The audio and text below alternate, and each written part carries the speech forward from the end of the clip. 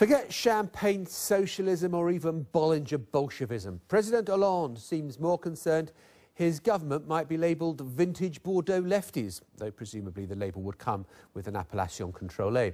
Anyway, the Élysée Palace has decided to sell off a tenth of its wine cellar so that they can replace the expensive bottles with more modest plonk. Well, the British government did something similar last month. Is this a sign of austere times or just a political gesture?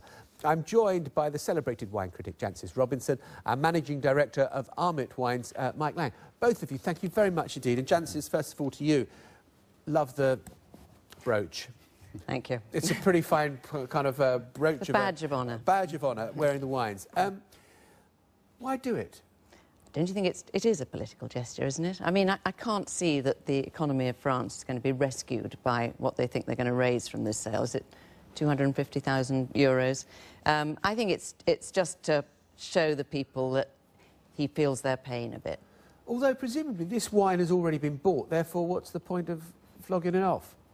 It is just going to keep on going up in value, isn't it? I mean, the most celebrated wine they talked about was 1990 Petrus, which is a long way from its peak. Still with many more years to run, I should think.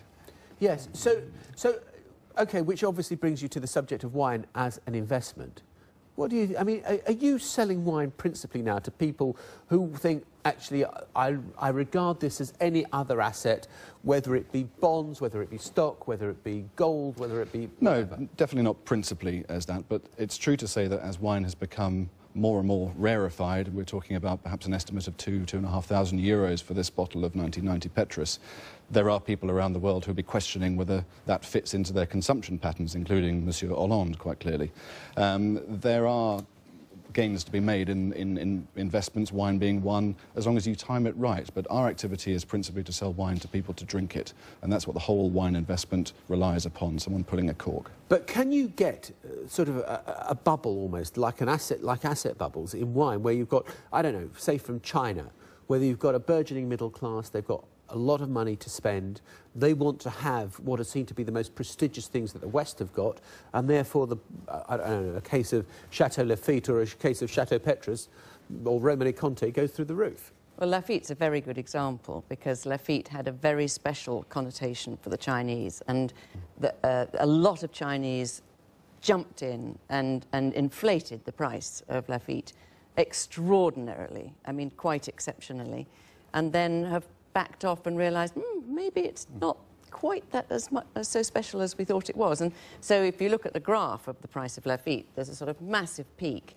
and then it's fallen with a bit of a judder. And in general, the Chinese first en masse bought en primeur, you know, young futures in red Bordeaux with an 09. Just so en primeur is stuff that is in the barrel, still in the barrel, but it's not yet been put in bottles. Nah.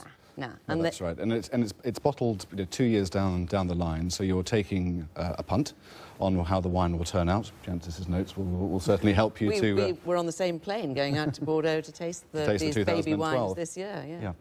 But if you're buying, by the way, have you got any tips on the 2012? No. Pomerol. Pomerol? Pomerol, yes. If you've got a baby born in 2012, go for Pomerol.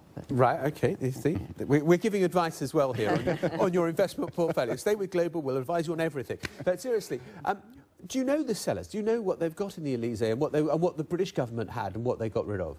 I've had a look at the Lancaster House cellars, which is the cellars that you entertain heads of state with. And again, I think that there was a sell-off there more because of outside pressure than anything else. Tom Watson really, you know, beat the drum for that. I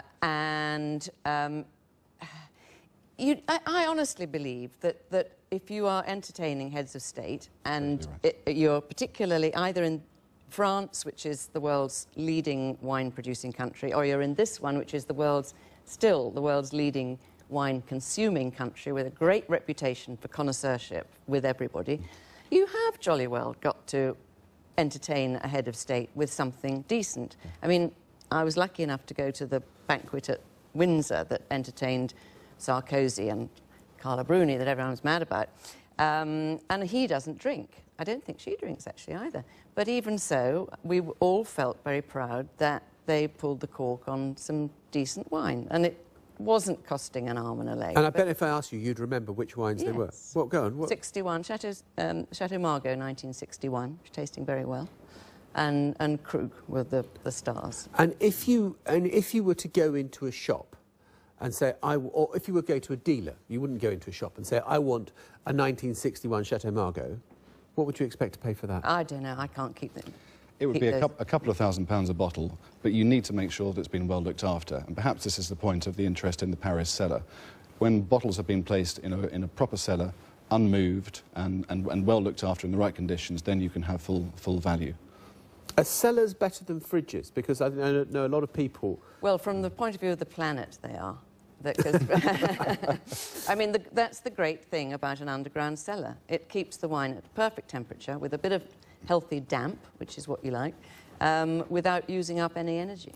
You haven't said it, but I get the impression that you think that selling off something that has been carefully built up over years, which with connoisseurs choosing and then flogging it off is a form of vandalism. It's a shame, isn't it? I mean, 250,000 euros. The French are trying to trim 60 billion euros off their finances. So you know, this is a gesture. It's the 1st of May today. It's World Labour Day. Is there something in the timing here? Who knows what's really driving this?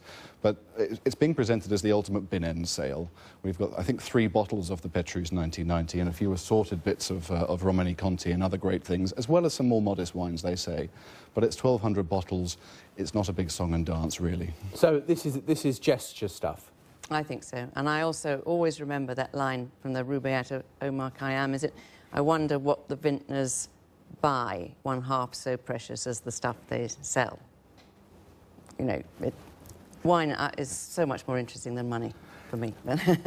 It enriches life, and it clearly enriches what people can talk about at the banqueting table as with heads of state. It always has over time, and we thoroughly hope that it always will. My final question to you both, and I ask this as someone who spent 4 years as the BBC's Paris correspondent. Do you think that in that cellar there are any non-French wines? Maybe the odd bottle brought by a visiting head of state, which has been left in a dusty corner and totally ignored. Because the French really don't... I mean... Aucun chance. Aucun chance. Rien de tout.